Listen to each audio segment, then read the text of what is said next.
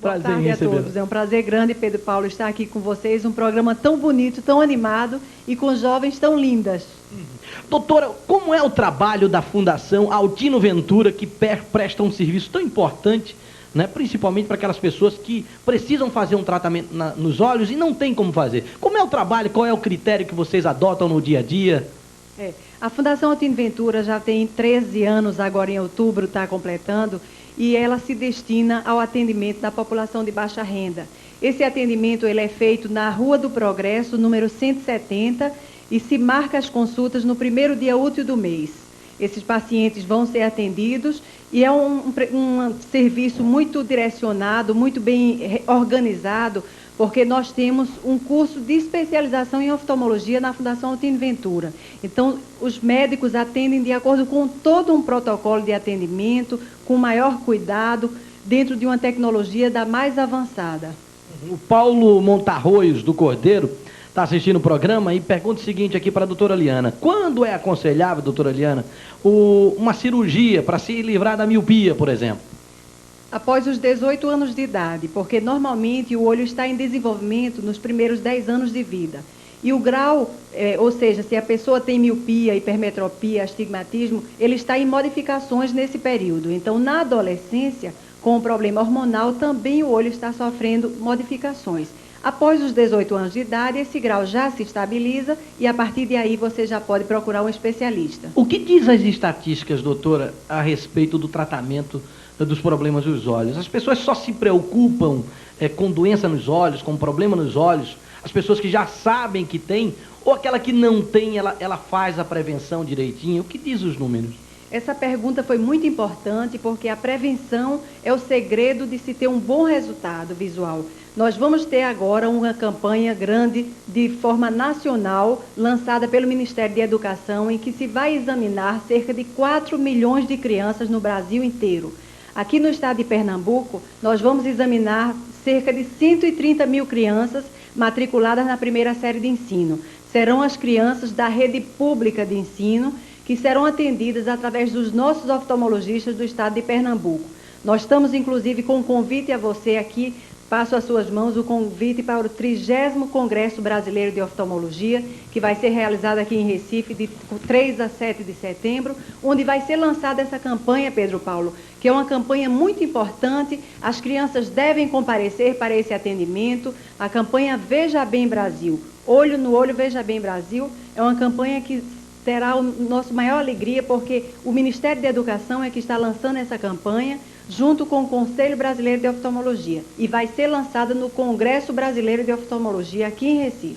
A Fátima Gonçalves, de Casa Amarela, diz assim: doutora Liana, o que é a hipermetropia? Como é o tratamento adequado para esta doença? A hipermetropia é quando o olho da criança está um olho tamanho diminuído. Então, para se ver à distância, se enxerga bem. Mas quando se vai focar os objetos de perto, então é como se a vista tivesse um pouco cansada. Então, as crianças que têm um grau, a partir de um certo nível, então isso faz com que elas tenham que forçar para ver nítido se elas têm uma hipermetropia, por exemplo, acima de +3. Muitas vezes as crianças nascem normais sem ter estrabismo e quando elas têm hipermetropia e não tratam, ou seja, não usam óculos, depois da faixa etária que começa a haver uma maior exigência visual, pode acontecer o estrabismo por forçar demais os olhos. A Flávia Galindo, de Afogados, diz assim: qual é a causa de uma catarata congênita em uma criança recém-nascida, doutora? Essa pergunta é muito importante, inclusive porque, Flávia, no nosso meio, a Fundação Altino Ventura já fez pesquisa anteriormente, nós observamos que a principal causa de catarata congênita é infecciosa, por rubéola na gravidez.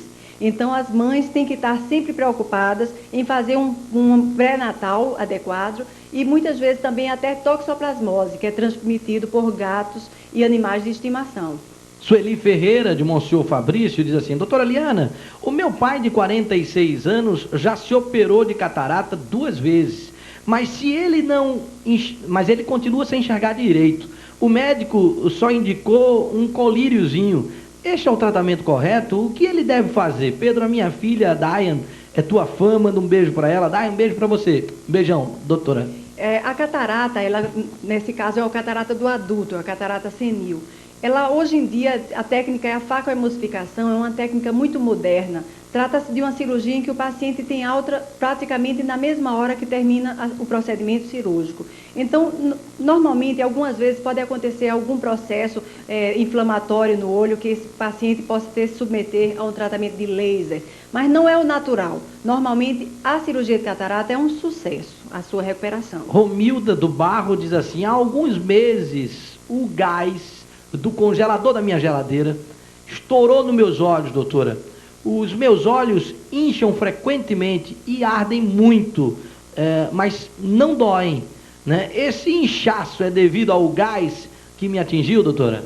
As queimaduras, nesse caso, seria um processo químico, ela pode ser por álcali ou por ácido. Ela pode acontecer nos olhos das pessoas, mas de imediato, se alguma coisa bate nos seus olhos, importante fazer a lavagem abundante dos olhos.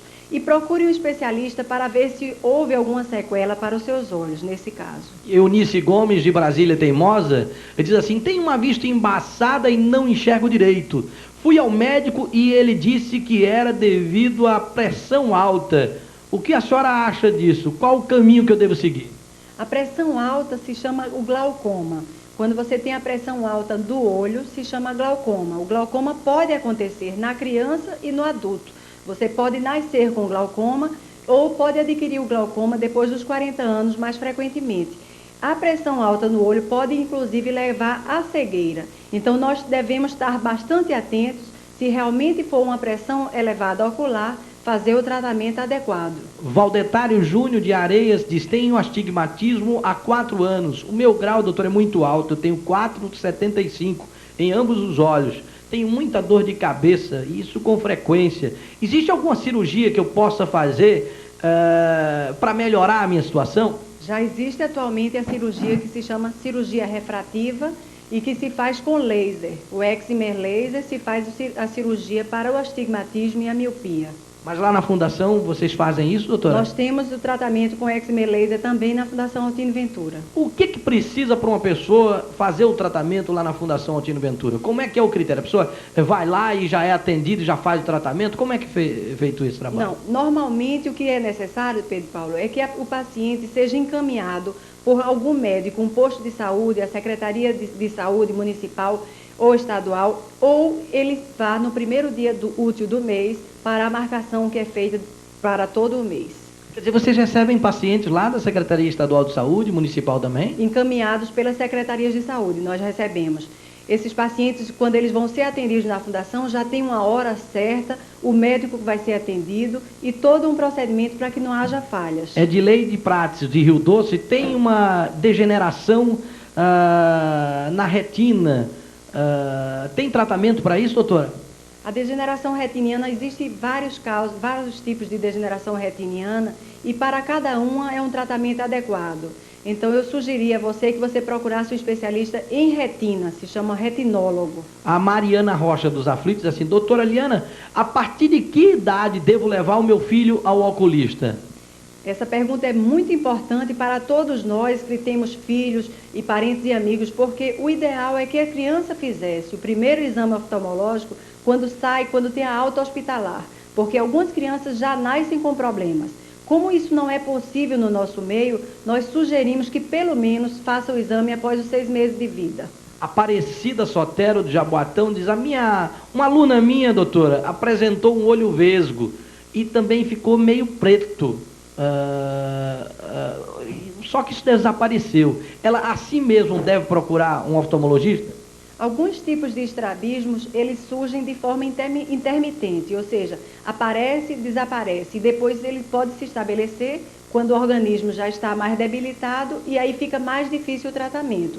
O ideal é que realmente se faça uma avaliação para ver se é o verdadeiro tipo de estrabismo. Sandra Maria da Silva de Brasilite diz assim: perdi um olho e usava prótese, mas a minha cirurgia abriu por dentro. E agora, doutora?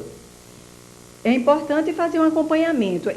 Quando o médico marca que o paciente deve retornar para um pós-operatório, é fundamental que o paciente realmente retorne, porque algumas vezes o próprio organismo pode rejeitar o ponto, pode haver um processo inflamatório e às vezes é necessário realmente esse acompanhamento. Doutora a Tereza Soares do Bom Jeito diz: doutora Liana, É possível fazer cirurgias também lá na fundação, cirurgia de miopia?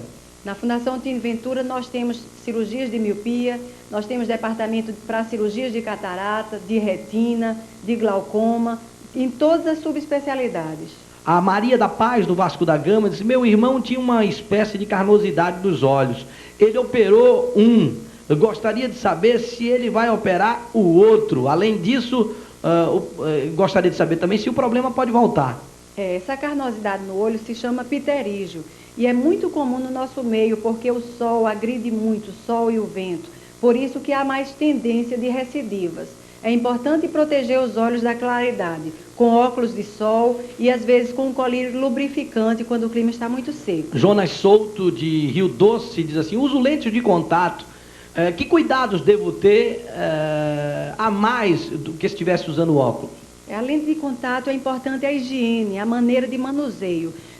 Eu já vi pessoas que simplesmente estão num lugar que não tem soro, usam a saliva para limpar a lente de contato. Então, na saliva nossa, nós temos micro-organismos diferentes das bactérias dos micro-organismos do olho. Então, você pode levar para o seu olho problemas que não são adequados. Doutor, esse congresso que vai acontecer aqui no próximo dia 3 de setembro é um congresso dedicado apenas para especialistas ou vai ser aberto ao público, vai ter assuntos que vão ser tratados de interesse do público em geral? Esse congresso é um congresso para especialistas em oftalmologia, mas nós também oferecemos cursos para professores que trabalham com crianças ou com pessoas que têm deficiência visual e, no caso, fisioterapeutas, fonoaudiólogas. Então, é importante essa interação porque a oftalmologia está um pouco multidisciplinar. Às vezes a criança tem um problema de uma deficiência visual, mas ela tem também outras deficiências. Então, isso há necessidade de uma interação entre as disciplinas. Muito obrigado, doutora Liana Ventura, presidente da Fundação Altino Ventura.